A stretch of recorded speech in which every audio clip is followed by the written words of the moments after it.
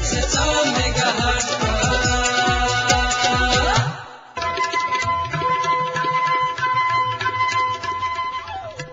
नमस्कार, Janaki FM 106 megahertz Janaki समाचार में अपने के स्वागत है। जैसा सुनल जाओ समाचार। एकनुक मुख्य समाचार।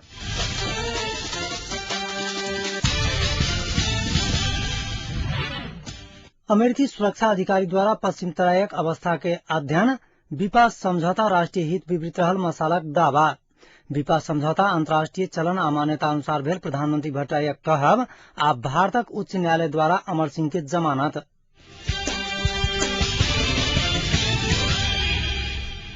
नेकपा मसाल प्रधानमंत्री डाक्टर बाबुराम भट्टराई भारत संग कैने द्विपक्षीय लगानी प्रवर्धन तथा संरक्षण विकास समझौता राष्ट्रीय हित विपरीत भेल बतौलिने छ। मसालक केन्द्रीय कार्यालय के बैसल बैसार विपा समझौता नेपाल के राष्ट्रीय हित वा राष्ट्रीय उद्योग सब ऊपर गंभीर रूपे आघात पहुंचाउने निष्कर्ष निकालैत ओई के विरोध करक निर्णय कैने मसालक महामंत्री मोहन विक्रम सिंह द्वारा जारी विज्ञप्ति में उल्लेख है। विपा समझौता से प्रमुख लाभ भारत के पहुंचत और नेपाल के अर्थतंत्र में दीर्घकालीन क्षति पहुंचत मसालक दावा है।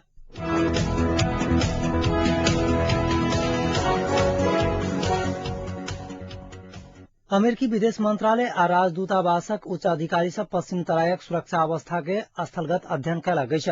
द्वंद्व आ विकास के अवस्था अध्ययन का देखल गेल समस्या के निराकरण खोजक उद्देश्य से मध्य तथा सुदूर पश्चिम के तराईक किछ जिला के अवस्था अध्ययन कयल गेल है। अमेरिकी सुरक्षा अधिकारी सहितक ओ टोली अपन देशक नागरिक सुरक्षित रहल वा नहीं संबंध में नेपाली सुरक्षा अधिकारी संग जानकारी लेलक है। अमेरिकी विदेश मंत्रालय के कूटनीतिक सुरक्षा विभागक सुरक्षा सहचारी केनेट पे जोन सहितक टोली अघन के पहल सप्ताह में होवाला सुरक्षा आ विकासक मिशन भ्रमण के मद्देनजर करैत बांके सहित तराई क्षेत्रक स्थिति बुझलक है। तना तराईक वर्तमान अवस्था के अध्ययनक बाद आर्थिक सहयोग उपलब्ध करावक उद्देश्य से नॉर्वे के युवराज आ प्रिंसेस संग संयुक्त राष्ट्र संघक विशेष प्रतिनिधि हेलेन कर्क सहितक कूटनीतिक टोली सेहो आवला है। सुरक्षा आ विकासक मिशन सहित आवला ओ अधिकारी सब माओवादी के अयोग्य लड़ाकू के दैत आबि रहल आर्थिक सहयोग के संबंध में सेहो पुनर्मूल्यांकन करत बुझवा में आयल है।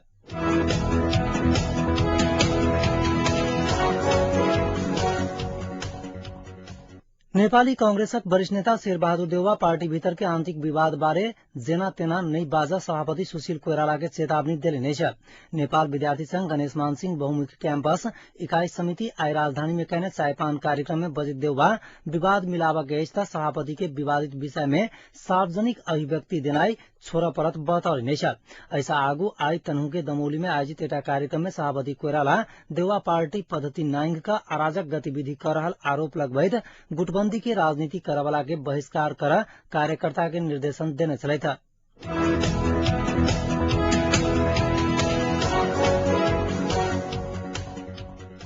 मधेसी जन अधिकार फोरम लोकतांत्रिक के वरिष्ठ नेता शरद सिंह भण्डारी नेपाल आ भारत बीच भेल लगानी प्रवर्धन तथा संरक्षण समझौता विपा राष्ट्रीय हित में भेल बतौलिने छ।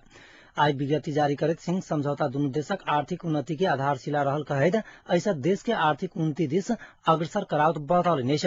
किछु तत्व देश के उन्नति प्रगति नहीं चाहने कहैत ओ विपा समझौता के विरोध कर झूठे के राष्ट्रवादी रहल प्रमाणित करने बतौलिने छ। समझौता के विरोध करे वाला सब राष्ट्रघाती रहल आ वो सब देश के आर्थिक प्रगति नहीं चाहने कहैत ओ कहलन एहन मानसिकता से नेपाल के आर्थिक उन्नति करे के नीति के 100 वर्ष पाछू धकेलने छ। फोरम लोकतांत्रिक के नेता भण्डारी विपा समझौता से देश में लगानी बढ़ावा के विद्यमान बेरोजगारी समस्या समाधान होगा के आ देश आर्थिक उन्नति के नया युग में प्रवेश करत समेत विज्ञप्ति में उल्लेख करना चाहिए।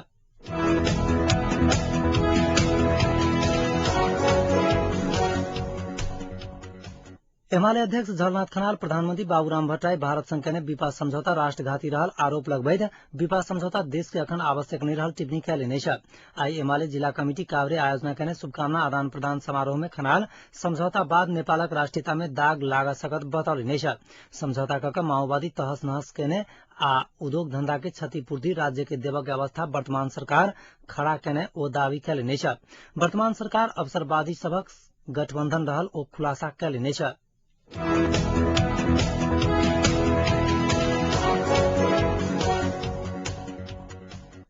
प्रधानमंत्री डॉक्टर बाबूराम भट्टराई भारत भ्रमण के समय दू देश बीच लगानी प्रवर्धन तथा संरक्षण समझौता बीपा अंतर्राष्ट्रीय चलन आ मान्यता अनुसार भेल बतौलनि छ। ओ ओहि विरुद्ध कयल गेल नकारात्मक टीका टिप्पणी वास्तविकता में आधारित नहीं रहल बतौलनि छ। अपन भारत भ्रमण बारे व्यवस्थापिका संसद में आई संबोधन करैत ओ समझौता से देश में भारतीय लगानी बढ़ावा के वातावरण बनत उल्लेख कयलनि छ। लगानी बढ़ावा सेहो कहब आ वातावरण नहीं बनायब ओ कहलनि। समझौता के विरोधी सब दहियो मांगत आ बर्तन सेहो नुकावत कहबी के चरितार्थ कहने अछि। भारत संघ के बढ़त व्यापार घाटा कम कर, रोजगारी के सृजना कर आ राजस्व वृद्धि कर भारतीय लगानी के उद्योग नेपाल में खुलनाई जरूरी रहल हुनक तर्क छलैन। बीपा सँ लगानी के वातावरण बनत ओ दावी कयलनि छ। नेपाल 2038 में विदेशी लगानी खुला केला के बाद विभिन्न 5टा देश से बीपा समझौता भ चुकल कहैत ओ वह अंतर्गत भारत संग ओ समझौता भेल बतौलनि छ। देश भीतर निश्चित स्रोत साधन रहल समय विदेशी लगानी अपना सबक बाध्यता अछि ओ कहलनि। ओ कोनो दल या गुटगत हिसाब से विवाद खड़ा नहीं कर आग्रह कयलनि छ। ओ दू पैघ पड़ोसी देश से फायदा उठावा व्यापार आ लगानी के वातावरण बनबैत ल जाय पड़त बतौलनि छ। एहि समझौता से नेपाल आ भारतक आर्थिक संबंध में सकारात्मक प्रभाव पड़त से अपने विश्वास लेने ओ उल्लेख कयलनि छ। भ्रमण के क्रम में उच्च स्तर में भेल भेंटघाट से आपसी सद्भाव आ विश्वास बढ़ावा के काज केने हुनक कहब छलैन।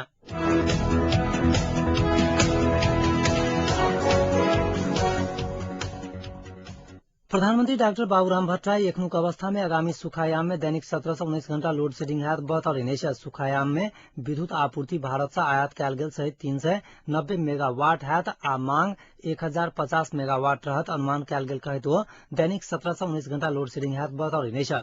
आगामी सुखायाम में बेरिया में 650 मेगावाट आ रात के समय में 250 मेगावाट कमी हैत। आज संसद के संबोधन करैत भट्टराई ई बात बतौलनि छ। ओ तत्काले वैकल्पिक व्यवस्था नहीं कयल गेल त आगामी वर्ष सब में ई समस्या आरो भयावह होयबाक चेतावनी देलनि छ। 50 मेगावाटक मात्र विद्युत आपूर्ति करय के व्यवस्था के परिमार्जन कर दूसरे पहुंचाव भारत सकारात्मक रहल कहैत ओ कोन ठाम से विद्युत लाल जा सकैय से अध्ययन कर प्राविधिक समिति के निर्देशन देल गेल जानकारी देलनि छ।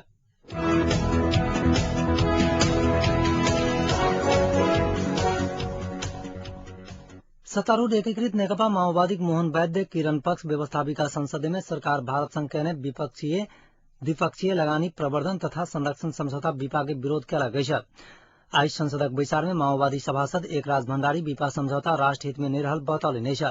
शांति आ संविधान निर्माण प्रक्रिया पूरा नहीं भेल अवस्था में कोनो समय राजनीतिक आंदोलन होबा सकत कहैत ओ उद्योग बंद होइते में क्षतिपूर्ति देवा के प्रावधान सहितक बीपा समझौता राष्ट्र हित में नहीं रहल बतौलनि छ।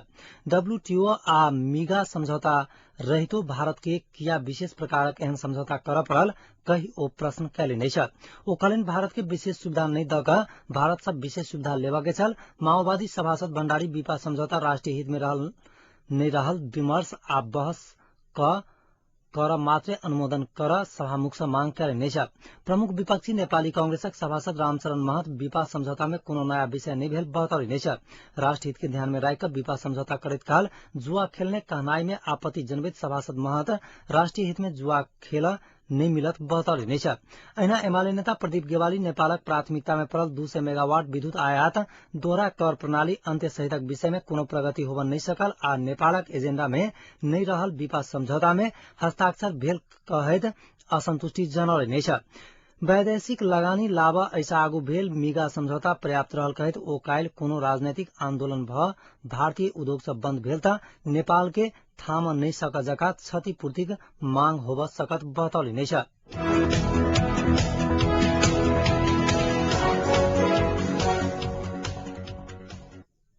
आज धनतेरस धूमधाम के संग जनकपुर सहित नेपाल आ भारतक विभिन्न स्थान पर मनाओल गेल अछि।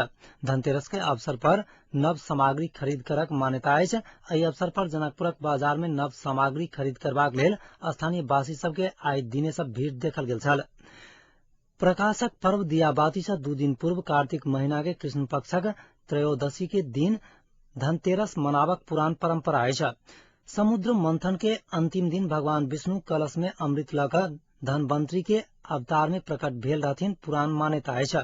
किंवदंती अछि जे देवता आ दानव बीचक समझौता के बाद जखन समुद्र मंथन कयल गेल तखन समुद्र में से 14 प्रकारक रत्न निकलल छल, जाहि में से एकटा अमृत कलश सेहो छलैक।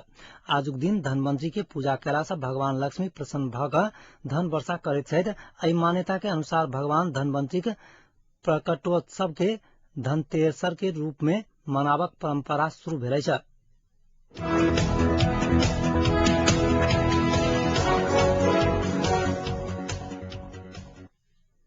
एकीकृत नेकपा माओवादी के अध्यक्ष पुष्पकमल दाहाल प्रचंड अपने भारतीय गुप्तचर संस्था रॉ के प्रतिनिधि से भेंट केने आ हुनक निर्देशन में काज केने कई महासचिव रामबहादुर थापा बादलक आरोप प्रति आपत्ति जनौलनि अछि। पार्टी कार्यालय में सहभागी होबा आबा के क्रम में आई भिनसर बारा के छिमरा विमानस्थल में संचारकर्मी सब संग बातचीत करैत प्रचंड ओ आरोप प्रमाणित कर देखावत चुनौती दिलनि अछि। चितवन के भरतपुर में अध्यक्ष मोहन वैद्य समूह कार्यकर्ता के गोप्य जमघट में बादल कायल सिलीगुड़ी में रॉ के आदमी से भेंट कर घुरला के बाद प्रचंड 5000 लड़ाकू समायोजन के बात कहने आरोप लगौने चले था। प्रचंड अपने रॉ के निर्देशन में कार्य कहने नहीं कहने निष्कर्ष निकाला के अधिकार नेपाली जनता में मात्र रहल टिप्पणी कैलनि अछि।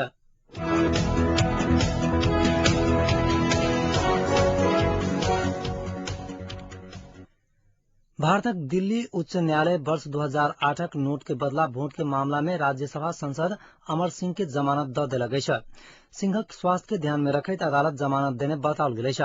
हाईकोर्टक अनुसार कोर्ट के आदेश बिना सिंह देश से बाहर नहीं जा सकैत छथि। सिंह के ई जमानत 1 करोड़ रुपया के निजी मुचुल्का पर देल गेल छनि। एहिसँ पहिने विगत 19 अक्टूबर क अदालत सुनवाई पूरा भ गेला के बादो अपन फैसला सुरक्षित राखि लेने छल। विगत 6 सितंबर क गिरफ्तार संसद सिंह दिल्ली के एम्स अस्पताल में भर्ती छलैथ। सन 2008 जुलाई में लोकसभा में विश्वासक प्रस्ताव से पहिने संसद के घूस देवक प्रयास केने सिंह पर आरोप लगाओल गेल छलनि।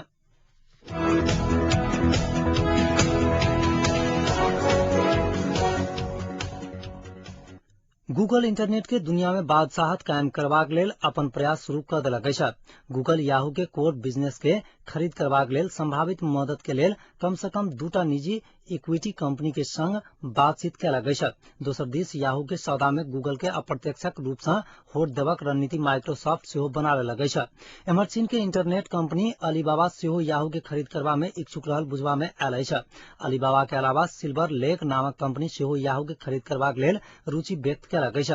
43 अरब डॉलर के नगद एवं शॉर्ट टर्म निवेश वाला गूगल अखन धरि कोनो औपचारिक प्रस्ताव नहीं कयलक अछि। मुदा इंटरनेट सर्चक ई कंपनी के तरफ से पैघ बोली लगाबक संभावना रहल बताओल गेल अछि। एहि वर्ष 13 जनवरी का जारी तथ्यांक के अनुसार अमेरिकी इंटरनेट बाजार में गूगल के शेयर करीब 66.2% छल। तहिना माइक्रोसॉफ्ट के 12% या याहू 16% के कारोबार पर छल।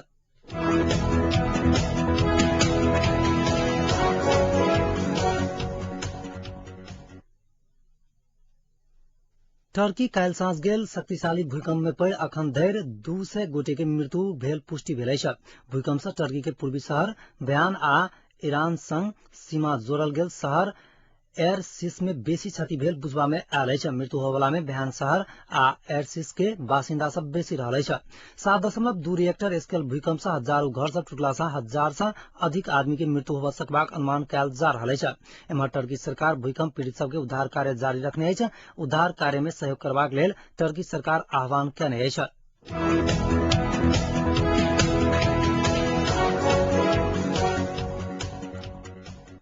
लीबिया के अंतिम सरकार बेनगाजी में हजारों समर्थक सबके आगा राष्ट्रीय मुक्ति के घोषणा कयलक अछि। कर्नल मुअम्मर गद्दाफी के शासन विरुद्ध विद्रोह शुरू भेल ठाम से अंतिम सरकार लीबिया स्वतंत्र भेल घोषणा कयलक अछि। नेशनल ट्रांजिशनल काउंसिल के नेता मुस्तफा अब्दुल जलील सब आपसी मतभेद आ दुश्मनी के बिसरि कऽ नया राष्ट्र निर्माण के बाट में लागल लेल नागरिक सब संगे आह्वान कयलनि अछि। स्वतंत्र लीबिया बनाबऽ क्रांति के भाग लेल सब नागरिक के आह्वान कयलनि अछि। स्वतंत्र लीबिया बनाबऽ क्रांति में भाग लेने सब नागरिक के जलील धन्यवाद व्यक्त कयलनि अछि। कर्नल गद्दाफी के बृहस्पति दिन हत्या भेल छल।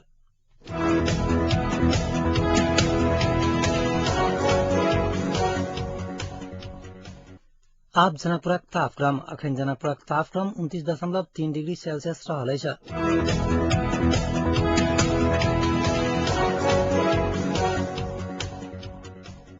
अंत में पुनः एक बेर मुख्य समाचार।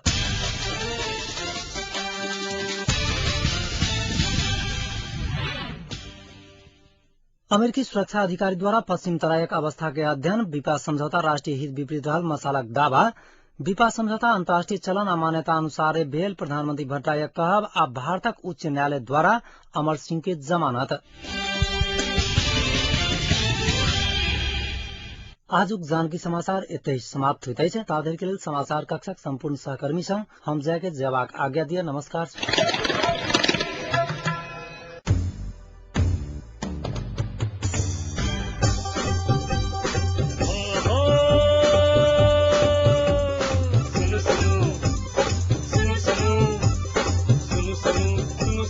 अरे भाई की सुनो, कर सुनो, आजा हट कर सुनो, पल पल के खबर घर फैसल सुनो। जानकी यदियम सदकन अही सबके ऐ, मन माफी कपन बात ऐसा सुनो। जानकी यदियम सदकन अही सबके ऐ, मन माफी कपन बात ऐसा सुनो। सुनो सुनो, विकलांग गर्व जानकी यदियम 100